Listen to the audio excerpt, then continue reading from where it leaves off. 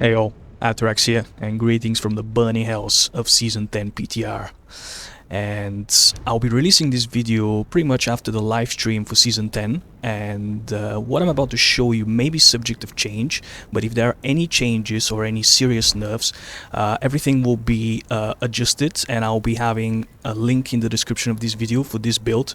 And what we're going to be actually talking about today is going to be covering up the twin brother of mighty HOTA, Upheaval. Upheaval is actually back. It's actually making an appearance for the first time actually on Diablo's timeline properly. So I'll actually guys show you a taste of what Upheaval can do this season, and we're gonna be fighting fire with fire. I was expecting it to be good, but honestly, oh buddy, I'll show you guys. And after that we're gonna pretty much cover up all the basics, the skill tree, the gear, the aspects, the setup, the perks and everything. But without further ado, let's have a quick look.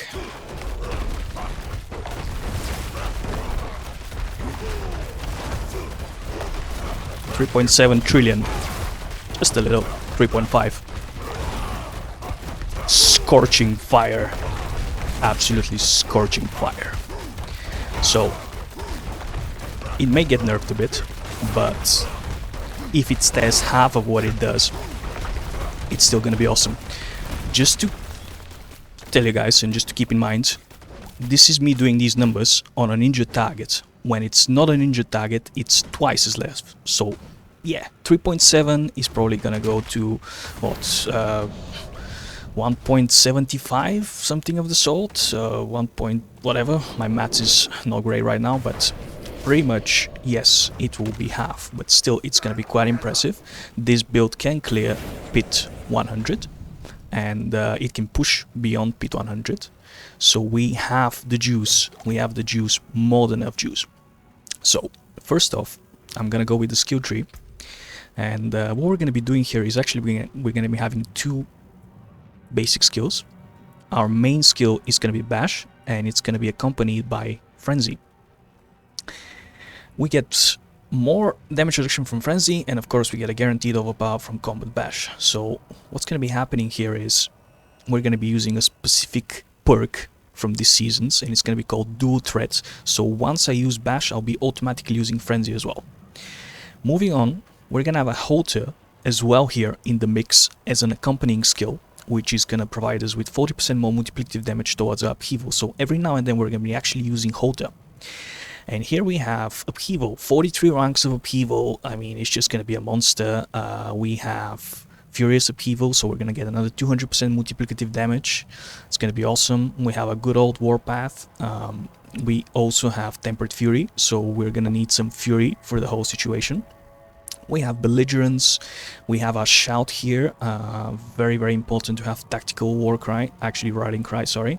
And then we have Warcry here, pumped up as much as we can, and it's also going to be something else which is very important. We have some of these shouts, Gutter Royale and Raid Leader. We don't actually need durations, and I'll get to that in a minute.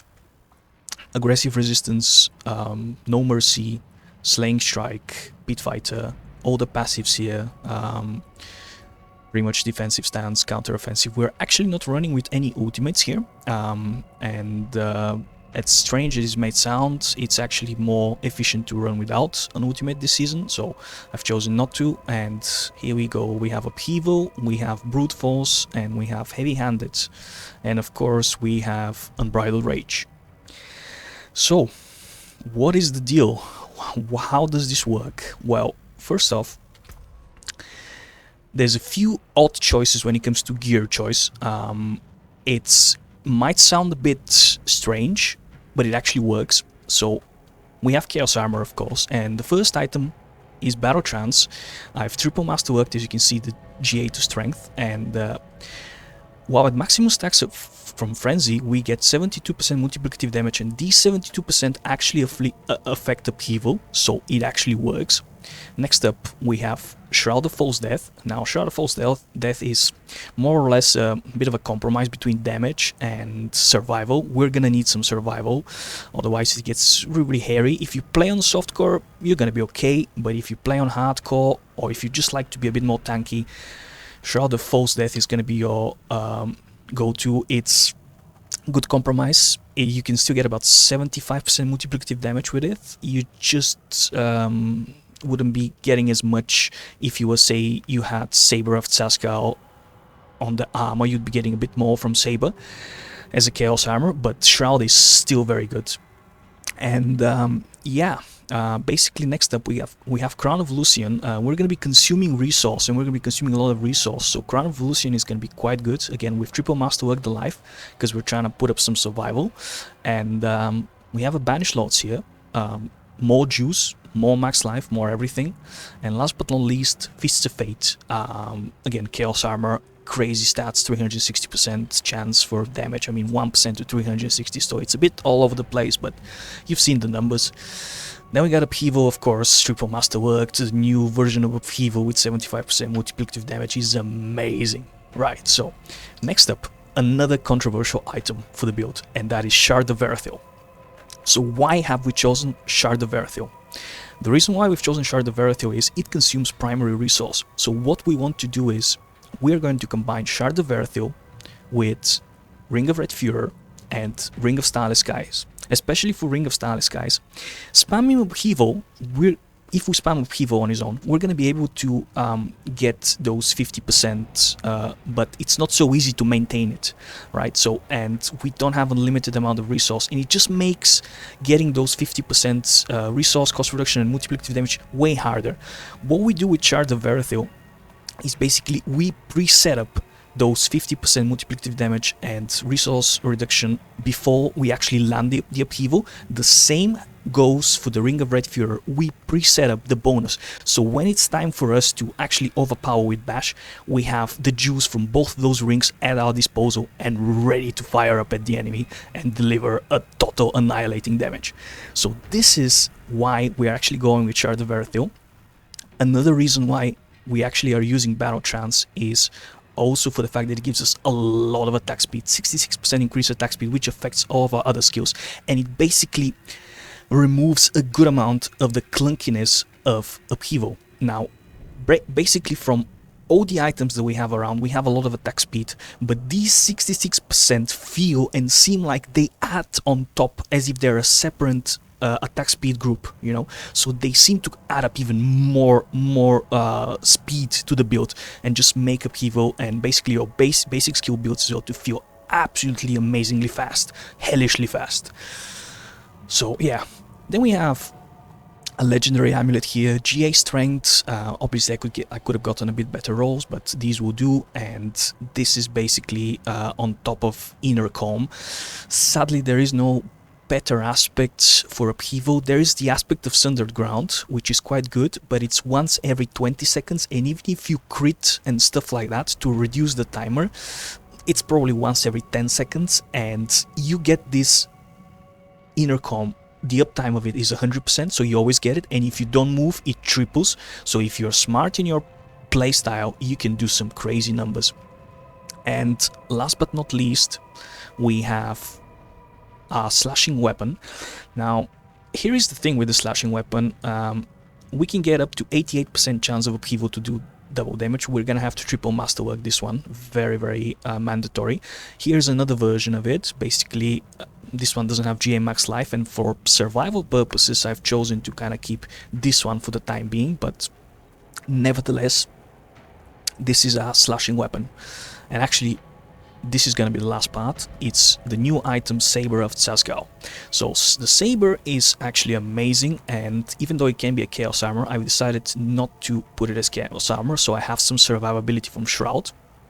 And yeah, this is pretty much the reason, but it's one of the craziest items and one of the most juicy items you can ever see, and that's another reason why we have 4 skills here, is because it gives us more multiplicative damage per having a skill on the skill tree and then using that skill as well.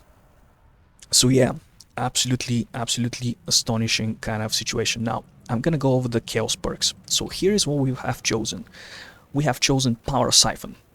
So with Power Siphon, we're gonna need a lot more maximum resource. We have a lot of attack speed, so we're able to spam our core skills quite fast.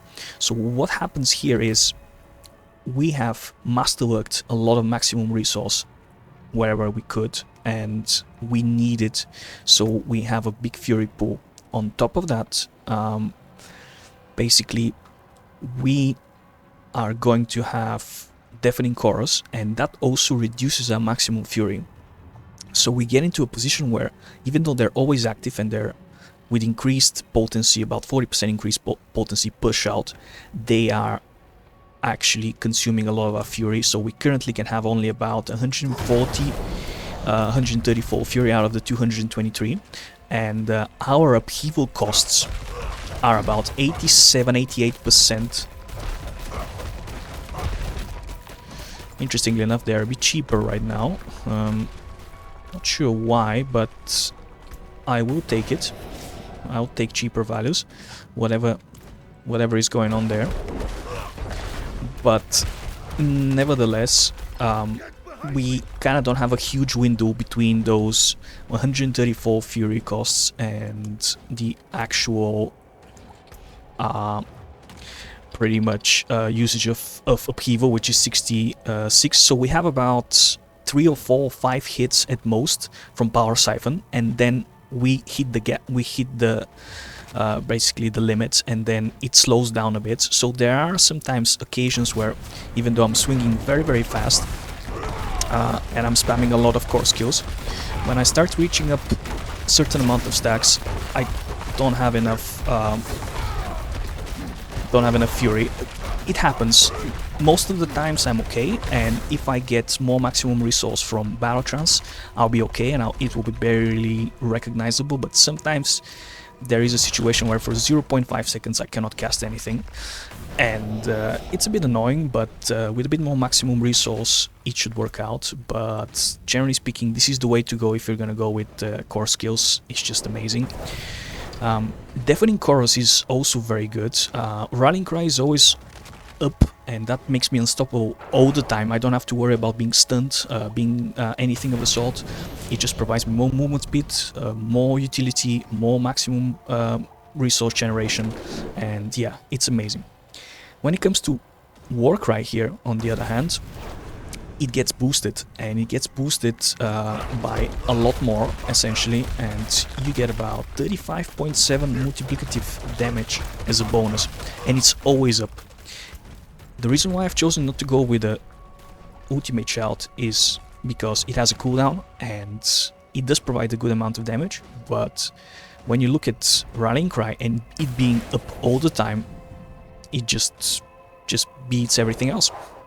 So yeah, that's pretty much the reason. Now we have dual threat here, so basically as we cast Bash, we're gonna be casting Frenzy, and Frenzy is gonna give us those stacks, which also provide us with damage reduction, attack speed, movement speed, and of course the damage as well. So it's just, yeah, it's working quite well.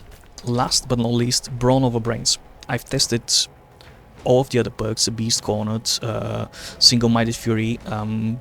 There is no better option for me personally than to use Brawn over Brains. It's just pretty much it's a bit dangerous, but it also works quite well. So currently we have 71k life. When you go to Pit 100 with Bronze over Brains, you get less armor and less resistances, but that amount of max life and some wise choices from damage reduction groups, from Paragons and self-healing kind of keeps you alive. You still have to be very careful, but you can push. For softcore players, they'll be able to push quite calmly, and they should be able to survive things, and even for Pit 105 and above. For hardcore players, this is playing with fire. It's a bit dangerous, but it's still possible. Now, there are a few item choices which can help you with that. There is an alternative. Instead of actually using the Saber, which is the best DPS possible, you can actually go and use a legendary axe or legendary one-handed weapon with aspect of the expectant, and also it will help you to, apart from giving you a bit more survivability and making it a bit safer for you, it will also make sure that your upheaval does double damage all the time. So it's still a bit less damage, it's quite a lot less damage than this one, but it's a good compromise, and you'll be able to push pit 100 with this one, and you'll still be more relatively safer than with anything else. Now, if you really want to go on the safe side here, you can go with the Doombringer, especially if you're on hardcore.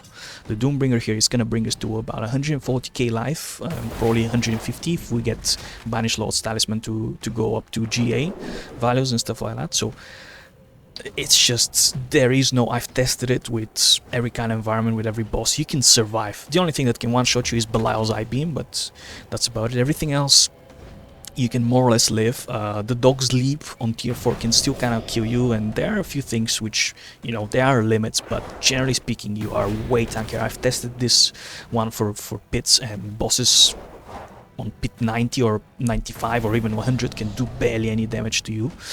They can maybe bring you to like 70% life, but that's about it. So even with Bronze over Brains and less resistances. So amazing choice for survival, and you can still push pit 100 with Doombringer, but it's a hard chore to do. You really want to kind of switch to either a legendary axe or the saber. So I'll leave the choice and here are the choices for you to kind of choose between when it comes to a one-handed weapon, but yeah, any way you like it. So continuing on, the only thing I like to cover up is the Paragon Boards. So the Paragon Boards here are not too crazy. First off, we have Ire here on the basic board, bit more damage reduction from elites and just do a bit more damage to close enemies. Second off, we're going with Blood Rage, of course, Challenger, of course, pretty much keeping up those max life perks along the way as much as we can. A Decimator, same goes, damage reduction from Vulnerable, we get more max life. Crusher here for using maces, and more max life here. Yeah, maximum cold rest here, max life. Next board is actually Flawless Technique, so it's been updated. Now it does more damage. When you use the same weapon, you get 30% more multiplicative critical strike damage. We get more damage reduction from Close, which is a very nice returning damage reduction group, which we haven't had for a few seasons, but now it's coming back due to the boards being upgraded, so which is a very good thing. And yeah, we get here Revenge. Revenge is actually quite good for pushing pits because it gives you those 15% multiplicative damage on top of the 10% you get from the legendary bonus. And as you fight bosses, they hit themselves because of your thorns and because of the fact that you have a shroud. So it's absolutely good. Next up, the last board is actually Carnage. So Carnage here gives us more physical damage, we get more damage reduction from close, more max life, and last but not least, Wrath.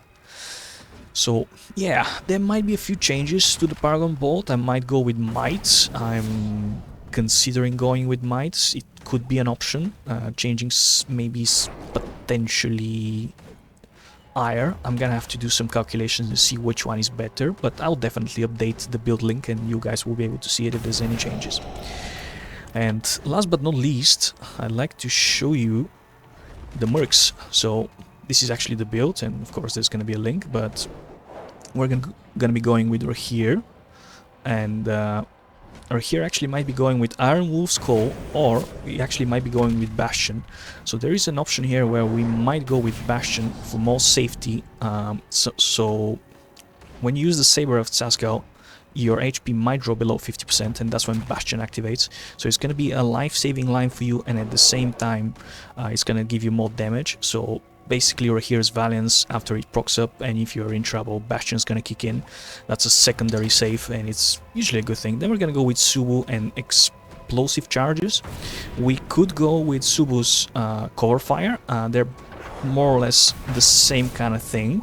Cover Fire kind of provides you 25% more multiplicative damage for 4 seconds, actually critical strike multiplicative damage, and explosive charges just give you 25% overpower damage, which is... I would actually tend to prefer to go with cover fire because it lasts for 4 seconds, while Subu's explosive charges just... once they latch on the target, they explode once you overpower, and that's it.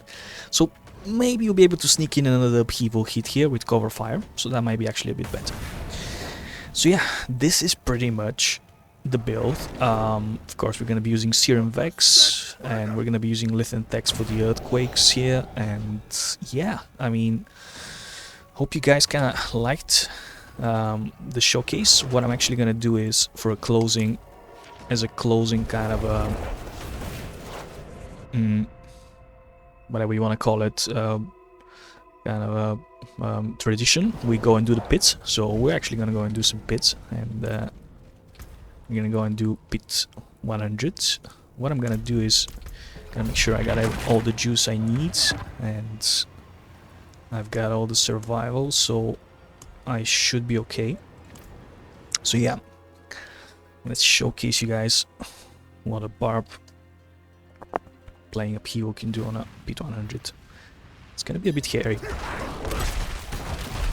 I must wait.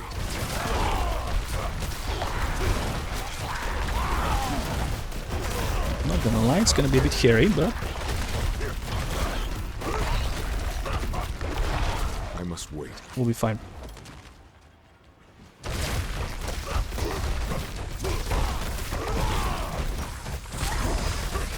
As you can see, my life tends to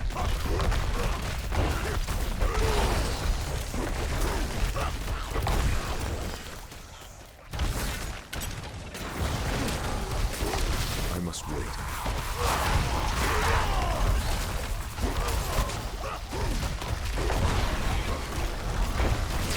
still relatively safe.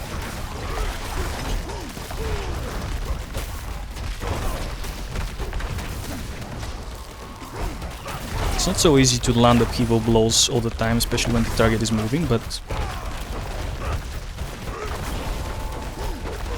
it is doable. And as you can see, even on an, like sometimes on injured or non-injured targets, we can still hit 2 billions depending on our hits. Sometimes the biggest number I've hit with Upheaval is actually 5 trillion, but on average it's about 2.5 to 3 trillion. And if I actually hit 5 trillion, that's because I've hit it on an injured target, so with the Fists of Fate proccing near full percentage. And that means that you can actually hit about 2.5 trillion on non-injured target.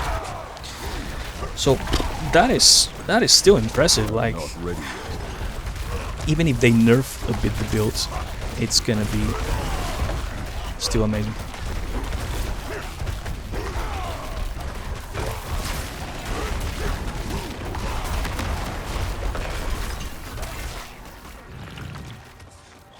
I'm not ready yet.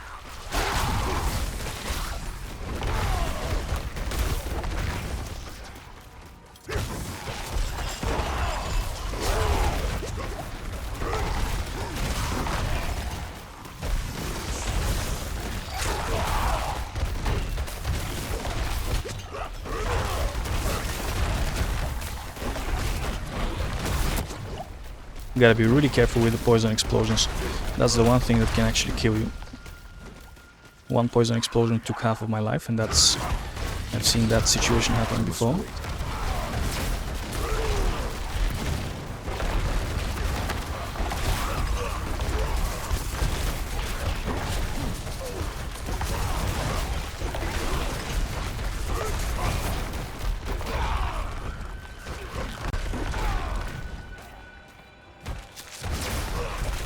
I must wait.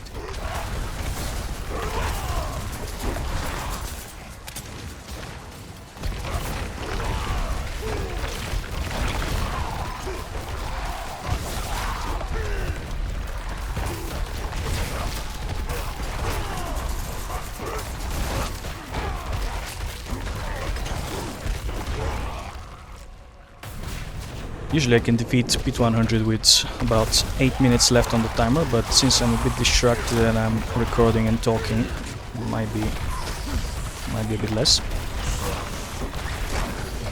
I usually go really quiet when I'm doing bits. So yeah. Trying to concentrate there.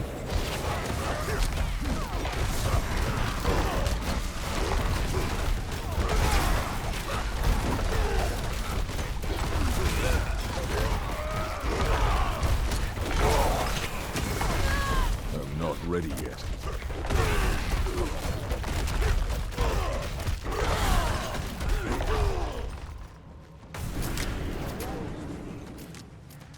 I'm not ready yet.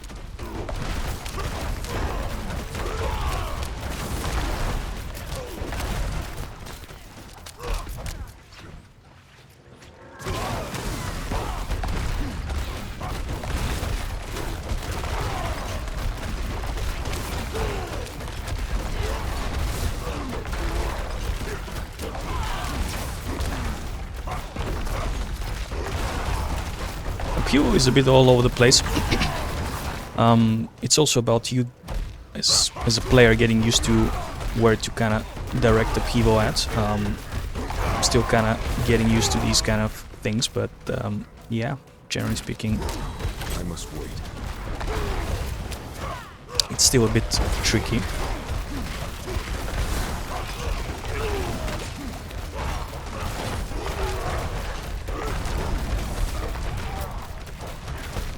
But honestly, I think we're gonna have a blast with this build and with Season 10. All the Chaos Armors, all the interesting perks. It's just good in my opinion. Shaking up the meta, and Upheaval is not the only build that works. A lot of builds such as Death Blow and say other call skills or Rends or even Iron Mushroom are back on the table and they're actually functional. So it's good. Yet. It's very good. They're not gonna be insanely broken, but if you can do pit 110 with an Upheaval or something of the sort, I would call that a win. I must wait. Hell, even a pit 105. Basically, you can complete the game, you have more than enough juice for everything, you can get your glyphs to 100 and you can have a lot of fun with it. I must Just wait. burn some enemies to the ground.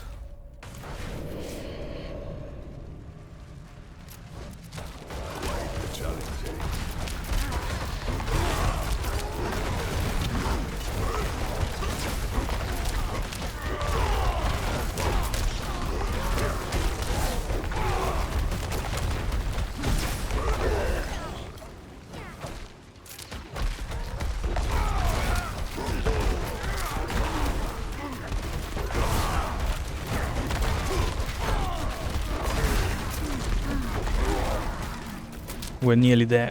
We're nearly there. I'm not ready yet.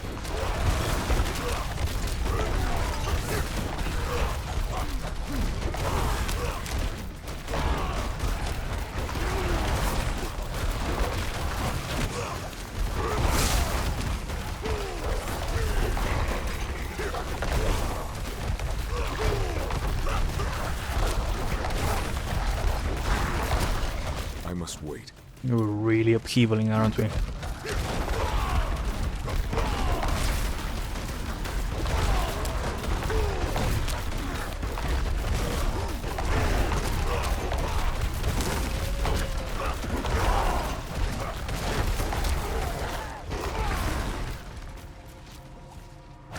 I'm not ready yet.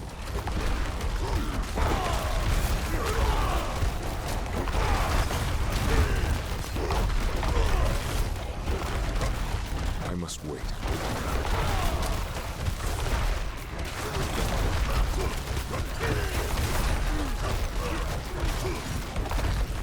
Nice. Cool. Alright, so we are a bit late, but we'll be fine.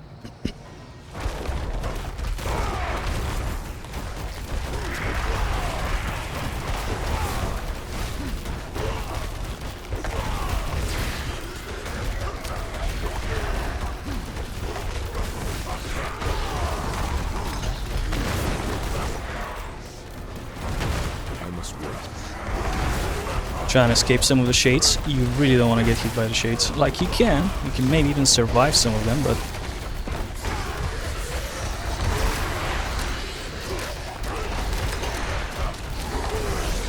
must wait.